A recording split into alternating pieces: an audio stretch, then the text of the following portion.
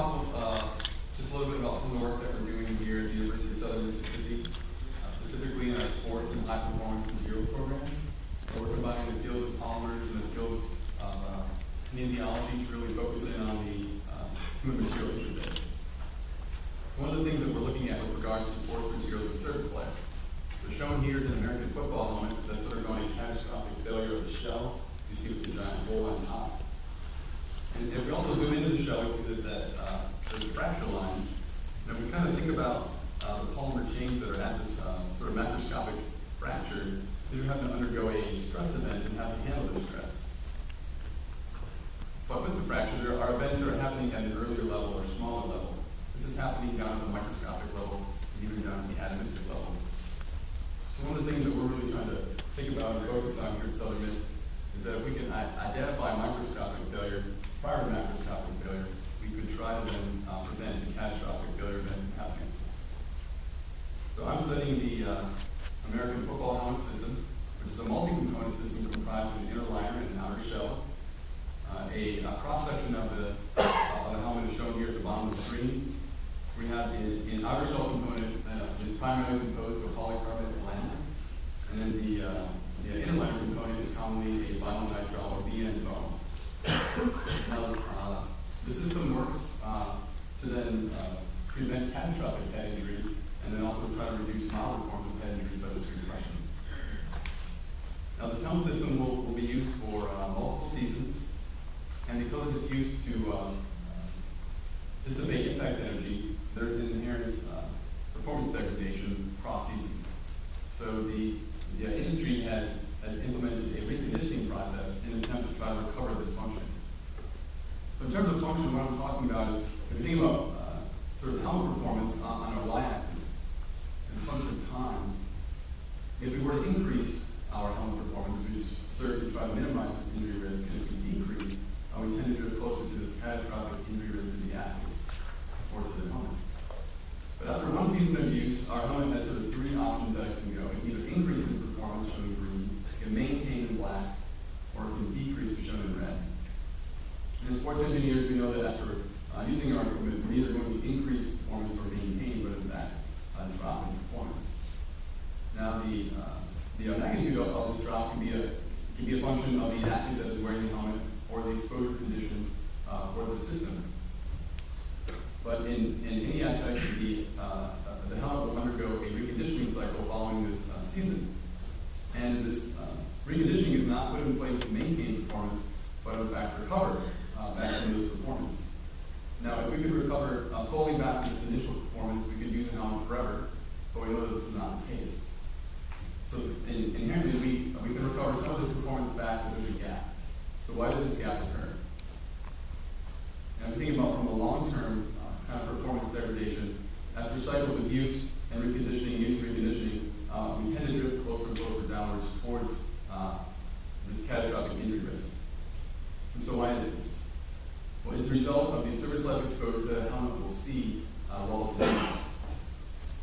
And I've categorized these into the impacts we'll see on the field, as well as weathering and time, and also the helmet painting process and the helmet reconditioning process. And these serve to essentially degrade our helmet materials, but not just at a sort of macroscopic level that we can see with our eye, but in fact at smaller and smaller levels. So if we can monitor and even try to predict some of these failure events happening, we believe that this can lead to looking at service lifetimes using this stepwise analysis. And so we're going to focus in on the helmet painting and the helmet reconditioning process of this talk. So as a brief overview of the helmet reconditioning process for our American football helmets, all the parts can be replaced except for the outer shell component. The outer shell will then be sanded to remove any scratches. It'll undergo a washing, and then it'll be re-spray painted. During the actual painting of our shell, this paint system is a two-component system comprised of the polymer coating as well as the solvent, which acts to then deliver this coating to our outer shell. But at this time, there's no relational understanding between solvent-induced degradation, as solvent is in fact harmful to our outer shell material, and any effects it can have on the impact performance of our outer shell. So that leads to the purpose of the study was to first replicate the solvent spraying process during outer shell treatment, to compare solvent exposure intensities, and to quantify degradative effects of solvent exposures on both material properties and then linear impact performance.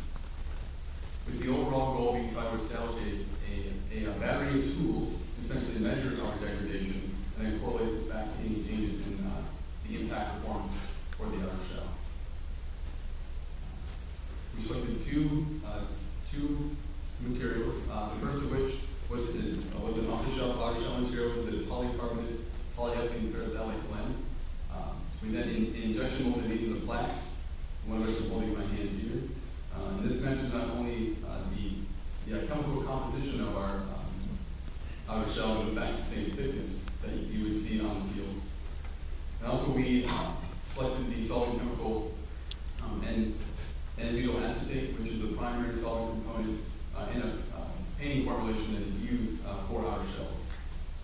And we selected 5 exposure levels, the first being a pristine level, which is a control with no exposure.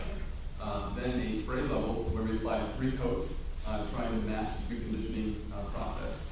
And then more and more extreme conditions to try to understand what extreme amounts of degradation we see in an outer shell material.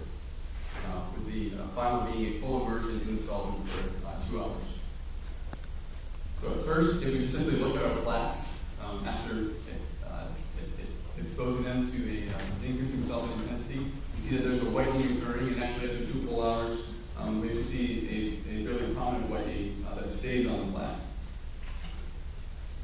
And we can use the LAB scale to essentially quantify this whitening amount. And as we see here in the table with our L value, we can see that there's a systematic increase in this whitening effect, which matches what we see with our eye. Next, we want to really look in closer to the surface and see what more is happening. As we zoom in here, we took a cross-section of our plaque, and we look at the boundary of where the solvent was. We can see, in fact, there's a swelling that's happening on the surface. And we can quantify this swelling, and similarly in the table, we see that there's a systematic increase, even from just the spray coating during the reconditioning, that essentially is matching what we saw with our L value. And the swelling right here is about equal to about a 4% thickness increase at the surface. Now, if we zoom in even closer, and we look at the micron or sub-micron level, we see that if we compare a pristine sample to a merged sample, we see a very, very spongy surface. And essentially what we're seeing is surface cavities and voids that are forming at the microscopic level. And these cavities and voids are starting to scatter the light, which is what we're visually seeing as whitening with our eye. And so we next want to know, we've seen changes visually, but when we quantify these sort of microscopic changes and see the structural order that's changing in our polymeric material. So we can do that using a technique with differential scanning calorimetry, where we use heat to essentially measure any material processes and phase transitions. Specifically, with the physical structure changes, we're trying to look at any rearrangements or changes in packing, or any changes in the crystallinity or morphology. We can also look at any transition temperature changes where polymer glass may turn to soft and even potentially melt.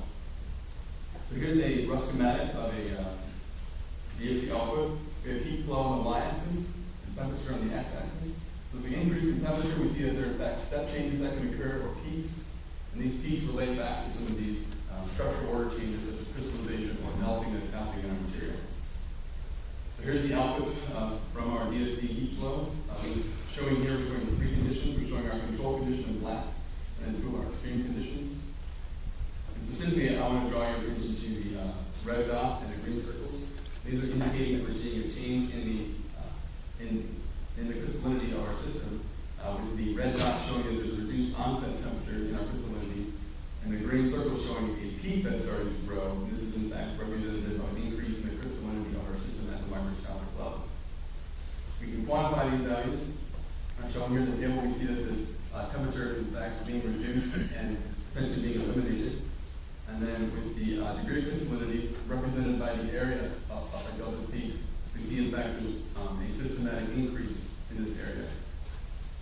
Essentially what we're seeing here is that solid exposure is causing relational changes that we're seeing with our eye, as well as the structural order down to the microscopic level. And next we want to see, can we see a similar relational change in the macroscopic performance? do this, we looked at tensile testing, where we took our plaque and we harvested out samples directly from the plaque, and we ran an ISEA standard test. Shown here are the stress strain curves for all 5 conditions. You see that the curve shapes overlay on top of each other fairly well, but if we draw our attention to the modulus, yield stress, and ultimate tensile stress, which essentially would be when our sample fails completely, we see that as we increase our solvent exposure, and we focus in on the yield stress, we see that once again there's a systematic decrease that is occurring with our solvent exposure. And then similarly on the UTS, we're seeing a systematic decrease as well. And so we're seeing, in fact, that there's a statistically significant performance loss that we saw down similar to the microscopic level, now at the macroscopic level. And so to really understand this on a larger scale, we want to ask, is there a change that's happening to the impact performance? And so to test this, we used an instrumented drop tower using a helmet surrogate shown here. We have a polycarbonate plaque sitting atop a slab stock of vinyl foam that's 1 inch thick. We also wanted to match helmet testing standards with the NOC, SEA, or NOC standards, and we matched the impact velocity, impact mass, impacting dart, and the anvil as well. With our goal here was trying to replicate on-field impacts as best we could with this. Using high-speed video, we see here that during the test that there is, in fact, a large amount of deflection and compression happening to our samples. And there's, in fact, a whitening ring that matches the dart itself. So we're seeing that, in fact, there is an amount of degradation that we are inducing to our samples because of this impact. Now, we focus in on the force time curves. We see that all 5 samples essentially overlay on top of each other. And we quantify the peak force values. While we do see a slight decrease from the pristine amount there, about 5,200, the force solvent exposure, while slightly lower, were not statistically significantly lower. So in fact, we did not see a relational change in the impact performance. So in summary, we successfully replicated the solvent spraying process. We established a battery of tools that allow us to monitor degradation, specifically with solvent exposure. We saw these relational changes at both the microscopic level and also the macroscopic level with tensile testing. Then with regards to our linear impact performance, we did not see changes for a single impact. So this is demonstrating that our materials are actually handling this event very well. But we want to explore more sort of conditions with regards to multiple reconditioning cycles and also multiple impacts, which would be more characteristic of what a helmet system would see throughout its lifetime. And for future work, we also want to explore full paint systems as well as full helmet systems to really round out the whole picture of this. But overall, we feel that this body of research takes some first steps toward quantifying polymeric degradation and also monitoring service lifetimes of our helmet materials. I'd like to acknowledge the Bayer Corporation for supplying some of our materials, as well as the Southern Miss School of Human Performance and Recreation, as well as School of Polymers, as well as the ISEA Committee for allowing me to speak today. Thank you.